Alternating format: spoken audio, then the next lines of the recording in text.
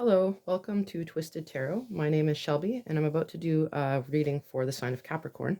Happy birthday, Capricorns. Now I'm going to be looking at the entire year. We'll be breaking down the main energies and the seasons first with the Unveiled Tarot, and then I'll be breaking it down into the 12 months with the Sci-Fi Tarot. Now, when I open my reading, I hit the singing bowl to get the vibrations in this room going.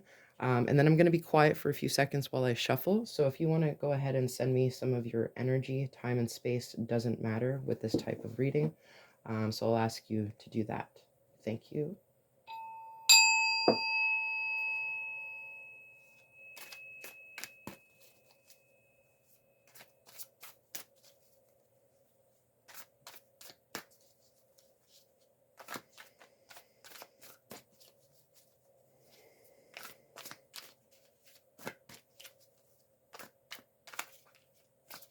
Oops.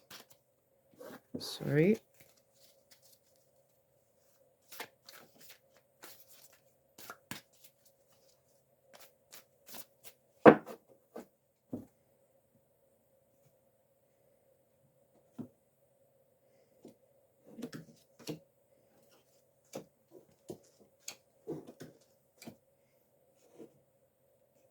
Okay, Capricorn.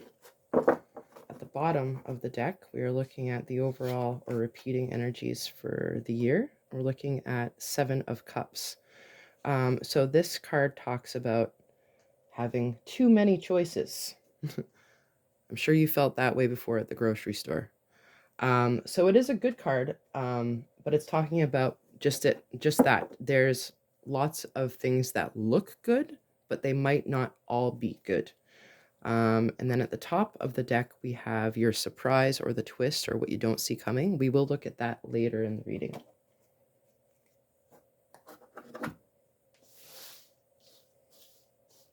Okay, for winter, January, February, March, we're looking at the main energies of the Seven of Wands. So once again, we have another seven. That might be a trend. Seven is the energy of reevaluation. And the Seven of Wands, there might be a situation here where you have to defend yourself. Not necessarily physically, but defending your ideas, defending your position. But there's also an essence of negotiation here. So being able to be diplomatic. In the spring, we're looking at the Empress. This is a great card. Anyone who is trying to manifest something new or bring something to completion, this is a very creative card. It basically means giving birth to new things. The Empress also has access to all of the tools that are available in the tarot. So she has emotional control, mastery of her thoughts. She takes creative action, and she's generous, empathetic, all those great things. Now, something to keep in mind with the Empress is she is also like the Emperor. She is a leader, but there's so much power there that it can be used for manipulation. So we'll keep that in mind. In the summer, we're looking at the Four of Wands. The Four of Wands is kind of like the homecoming card. So somebody goes off on a grand adventure and then they come back to their hometown and the entire community is waiting for them and their spouse is waiting for them. And then they have a wedding and a great celebration and everything looks great. So this is a card of completion and fulfillment, but it is temporary. Because it's a 4, we're not all the way to the end yet. We're not all the way to the 10. So this is going to give you a taste of the bigger, better things to come. But it is also a good completion of some kind. So we'll see what comes up in the summer relating to that. And then in the fall, we have the King of Cups. This is like my Keanu Reeves card. If you can, put in your head his type of personality traits. Very empathetic, very generous. People follow him because they love him and they want to follow him, not because they are afraid of him. So at the end of the year, you might have a leadership role or people might be coming to you for advice. But there's going to be a lot of caring leadership energy associated with you in the fall and the end of the year. So let's take a look now at the 12 months. We'll look at winter first. I get 3 cards for the winter for Capricorn. Why is the 7 of Wands here?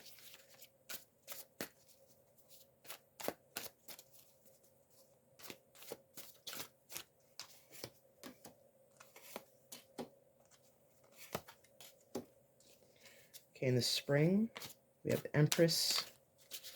Give me 3 cards to break down the spring for Capricorn. Why is the Empress here?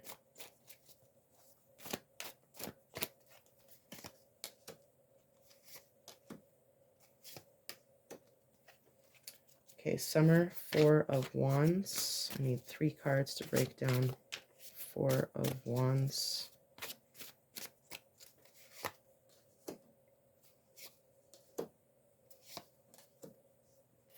In the fall, we're looking at the King of Cups. Why is the King of Cups there in the fall? I need 3 cards for the end of the year for Capricorn.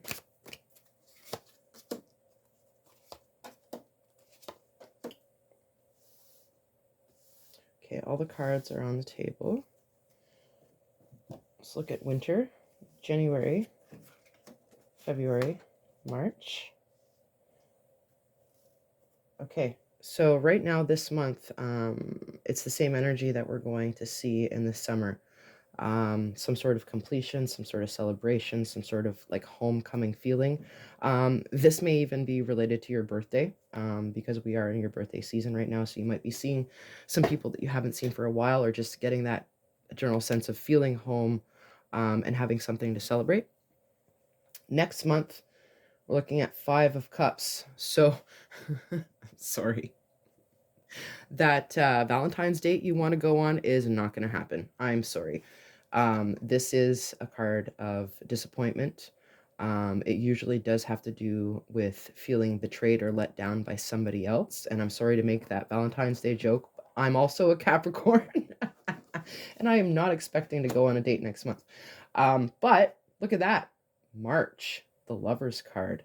Now, this often refers to romance, but it also has to do with a choice or something that you want to commit to that you are very passionate about. It does not have to be a love relationship, but it looks like at the end of the winter, you're going to make a commitment to something or someone that you're very passionate about.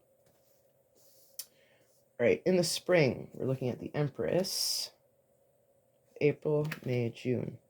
In April, you are going to have a decision to make, and it's not going to be the easiest decision. They might look like equal opportunities, or they might not look like opportunities at all, but you will have to make a choice, whatever this is about. 5 of Swords. So we're still in the Swords energy. We're stuck in our heads. This is not a very positive card. This is conflict. This is bullying. This is might have to do with distrust. So if these are connected at all, just keep that in mind. In the spring, you might have to use your head to get out of a sticky situation that have to do with some not so pleasant characters. But then at the end of the spring, this is wish fulfillment. 10 of Cups is a great card. Everyone is happy. You're happy. Your family's happy. Your dog's happy. Your garden is happy. Yeah, this is an excellent card. But it also means, because we're in the 10, it also means that you might have too much or enough to give. So if we bring it back to the general energy of the Empress, this is a feeling of abundance and creativity. So whatever's happening at the beginning of the spring will cause a little bit of conflict and strife, but whatever this is probably, adding to this creative juice that you're working on. Because at the end of the spring, there's definitely abundance. In the summer, okay, we have the choice energy again. Now, the 2 of Pentacles is not as aggressive as the 2 of Swords. You have more information about the choice that you're going to need to make, and this has more to do with money or work or your life-work balance. So at the beginning of the summer, there's going to be some sort of shift in regards to your work. Middle of the summer, we have the moon card. So this talks about mystery, nighttime, dreams, possibly sleep issues. But the reality of this card is we're not seeing everything. So during the day, we know exactly how things look. We know where everything is. But if we're looking at that same street at night, and let's say the street lights are off, we're not trusting what we already know about that situation. So that's something to keep in mind in the middle of the summer. You might be faced with some sort of mysterious situation. Don't get stressed out or overwhelmed about it though, because like you really do have the answers. At the end of the summer, Page of Wands. So this is a new adventure, a new idea, new information coming in, or something new that you're passionate about. And if I bring it back to the Four of Wands, it has something to do with celebratory energy. So there's going to be a milestone possibly hit in the summer. Okay, in the fall, King of Cups. Why is the King of Cups there? Okay, Three of Pentacles is the energy of collaboration, cooperation, working with others to make a strategy happen. So in October, you can expect teamwork, collaboration, that sort of thing. You might also get noticed for something at work. November, the Fool. So this is brand new energy. This is something so new that you're not really sure how to predict the future. You might have to take an air of ignorance or innocence and just kind of trust in the next steps. This guy's jumping out into space. And then finally, at the very end of the year in December, we have the King of Swords. So the King of Swords is no nonsense. He is bold, he is charming, he is courageous. He trusts his wit. He trusts his ability to make decisions. So it looks like at the very end of the year, you're getting ready to do something big in the beginning of the next year. And always keeping empathy in mind and being, considerate of other people's emotions and contributions, I think. All right, let's look at the twist or the surprise or what you don't see coming. This may amplify or clarify some of the cards here, but it might also be the opposite energy. And we have the Four of Pentacles. Okay, this is kind of a dualistic card because it's either talking about how you're holding on to things too tightly and you might be hoarding, or it talks about the need to protect your assets and keep things close to your chest. And frankly, I think it goes both ways. Seven of Cups talks about having a lot of options and a lot of things that look good and being able to decipher what is good and what isn't. And this has that balancing energy as well. Are you holding on to things that you don't need anymore? So definitely some ups and downs this year.